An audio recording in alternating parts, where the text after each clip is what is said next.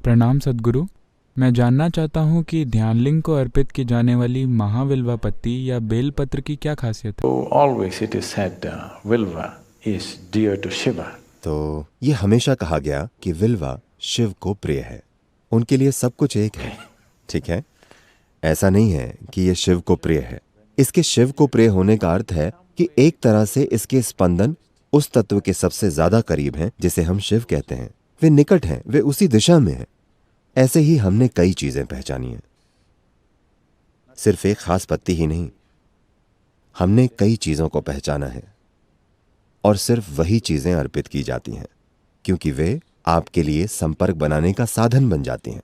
आप वो पत्ती उनके पास छोड़ नहीं आते, आप उसे वहां रखते हैं और फिर वापस ले आते हैं, है ना? Because this particular leaf has the highest capability. क्योंकि इस पत्ती में उस स्पंदन को सोखने की क्षमता सबसे ज्यादा है और It's for you to pick it up and go. आपको उसे उठाकर ले आना चाहिए। ऐसी कई चीजें हैं जिन्हें पवित्र साधनों की तरह पहचाना गया है, जिनका लोग इस्तेमाल करते हैं। आपको ये समझना चाहिए, इसका संबंध देवताओं से नहीं है, इसका संबंध आपसे और किसी चीज तक पहुंच बनाने की आपकी काबिलियत से है। तो मान लीजिए आप इसे आजमा सकते हैं।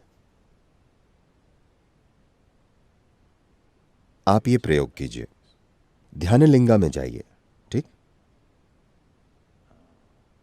मान लीजिए ये ऐसा जैविक सूती कपड़ा पहनकर वहां बैठिए, देखिए कैसा महसूस होता है। कच्चा रेशम पहनकर वहां बैठिए और देखिए कैसा महसूस होता है। कोई नायलॉन कपड़ा पहनकर वहां बैठिए और देखिए कैसा महसूस होता है। अपने चारों ओर प्लास्टिक लपेटकर वहां जाकर बैठिए और देखिए कैसा महसूस होता है। किसी चीज पर विश्वास मत कीजिए, बस 3 दिन आप एक किस्म के कपड़े पहनकर वहां बैठिए और देखिए, अगर आप में थोड़ी संवेदनशीलता है तो आप फर्क जान जाएंगे। फिर आप स्वाभाविक रूप से सही चीज चुनेंगे। तो अहम चीज यह है कि जब आप वहां जाकर बैठते हैं, हर चीज जो आपके पास है वो ऊर्जा सोख कर आपको पोषित करने में मददगार होनी चाहिए। यही मकसद है।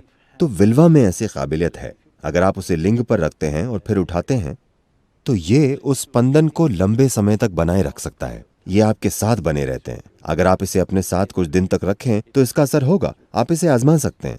आप विल्वा पत्ती अर्पित करके फिर इसे अपनी छाती की जेब में रखकर घूमिए। इसका आपके ऊपर फर्क पड़ेगा। आपके स्वास्थ्य, खुशहाली, मानसिक दशा, हर चीज पर फर्क पड़ेगा। तो लोगों ने इन चीजों को ध्यान देकर ध्यानमय स्थिति में पहचाना। पेड़ों और पत्तियों की इस पूरी विविधता में उन्होंने एक ही पत्ती क्यों चुनी? किसी ने इसे पहचाना और ये सबसे अलग है। आप इसे अनदेखा नहीं कर सकते। आप ये भी आजमा सकते हैं। आप जाकर 10 अलग अलग तरह की पत्तियां तोड़ सकते हैं, उन सबको लिंग के पास रखें और फिर उन सबको साथ ले जाएं और आप अपने पास रखें। आप खुद ही अंतर देखेंगे। इसे देखने के लिए आप में एक खास तरह की संवेदनशीलता होनी चाहिए, लेकिन इसमें कोई शक नहीं है कि जो संवेदनशील हैं वे फर्क महसूस करेंगे। अपनी आंखें बंद करके, अगर उनकी आंखें खुली हैं तो उनमें पक्षपात आ सकता है।